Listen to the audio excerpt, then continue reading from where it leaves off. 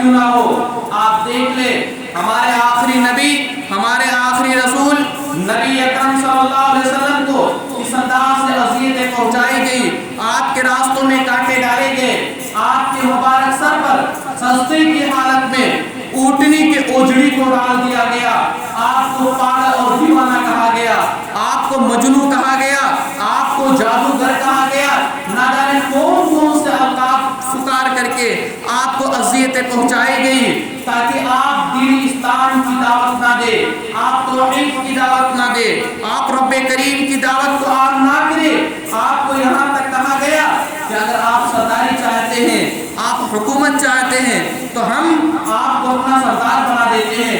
آپ کو یہاں تک کہا گیا اگر آپ خوبصورت لڑکی سے شادی کرنا چاہتے ہیں تو ہم عرب کی سب سے زیادہ حسین اور خوبصورت عورت سے تمہاری شادی کرا دیں گے۔ لیکن رب اللہ کے رسول نے فرمایا، آپ نے جواب دیا کہ اگر میرے ایک ہاتھ پر چاند رکھ دو اور دوسرے ہاتھ پر سورج رکھ دو، لیکن میں رب کریم کی دعوت سے باز نہیں آؤں گا، میں رب کریم کی دعوت دوں گا، میں توحید کی دعوت دوں گا، میں اس سے پیچھے نہیں ہٹوں گا۔ اس انداز سے رب کریم نے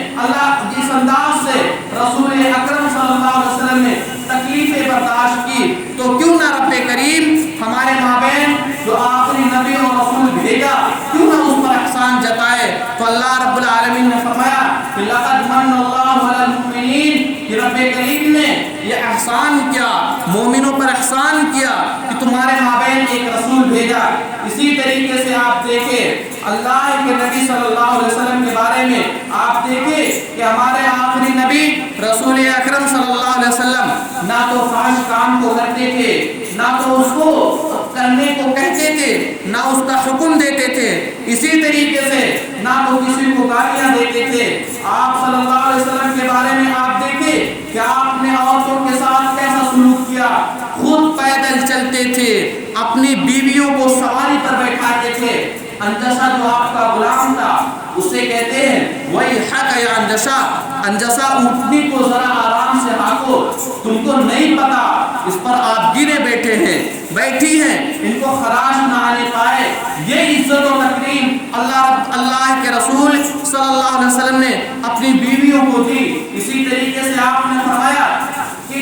کہ خیر متاع الدنیا المرأة الصالح، کہ دنیا کے سب سے بہترین عورت اگر کوئی عورت ہے تو نیک اور صالح عورت ہے۔ اسی طریقے سے آئیے ہم دیکھتے ہیں کہ ہمارے آخری نبی اکرم صلی اللہ علیہ وسلم کے اخلاق حسنہ کیا تھے، اخلاق حسنہ میں کس طریقے سے رسول اکرم صلی اللہ علیہ وسلم بڑھے ہوئے تھے۔ آپ دیکھیں انس بن مالک رضی اللہ تعالیٰ عنہ فرماتے ہیں، ترمذی کی روایت ہے، آپ نے فرمایا کان نبی صلی اللہ علیہ وسلم احسن الناس خلقا، کہ انس بن مالک رضی اللہ تعالیٰ عنہ فرماتے ہیں کہ اللہ کے نبی صلی اللہ علیہ وسلم لوگوں میں سے اخلاق کے حساب سے، اخلاق کے اعتبار سے سب سے زیادہ بہتر اور اشرف انسان تھے۔ اسی طریقے سے آپ دیکھیں صفیہ بن حی رضی اللہ تعالیٰ عنہ فرماتی ہیں، طبرانی کی روایت ہے، فرماتی ہیں قالت کہتی ہیں کہ ما رأیت احسن خلقا من رسول اللہ صلی اللہ علیہ وسلم، فرماتی ہیں کہ میں نے اللہ کے رسول صلی اللہ علیہ وسلم کے علاوہ کسی بھی انسان کو اللہ کے رسول صلی اللہ علیہ وسلم سے زیادہ اخلاق والا نہیں پایا۔ آپ نے اگر کسی کو پایا اخلاق والا تو صرف رسول اکرم صلی اللہ علیہ وسلم کو پایا۔ اسی طریقے سے اللہ رب العالمین نے رسول اکرم صلی اللہ علیہ وسلم کے اخلاق حسنہ کی تعریف کرتے ہوئے قرآن کریم میں فرمایا کہ وَإِنَّكَ لَعَلَىٰ خُلُقٍ عَظِيمٍ، کہ اللہ رب العالمین نے فرمایا کہ نبی اکرم صلی اللہ علیہ وسلم بے شک اللہ کے نبی صلی اللہ علیہ وسلم اخلاق میں بہت عظیم تھے، بہت اعلیٰ تھے۔ یہ خود اللہ رب العالمین قرآن پاک میں تعریف فرماتا ہے۔ اسی طریقے سے آپ دیکھیں بخاری مسلم دونوں کی روایت ہے، اما عائشہ رضی اللہ تعالیٰ عنہ سے سوال کیا گیا، پوچھا گیا کہ اللہ کے نبی صلی اللہ علیہ وسلم کے اخلاق کیسے تھے؟ فرماتی ہیں کہ نبی اکرم صلی اللہ علیہ وسلم کے اخلاق، یہ ان کا اخلاق جو تھا وہ قرآن مجید تھا۔ آپ دیکھیں بخاری مسلم کی روایت ہے، قالت عائشہ رضی اللہ تعالیٰ عنہ،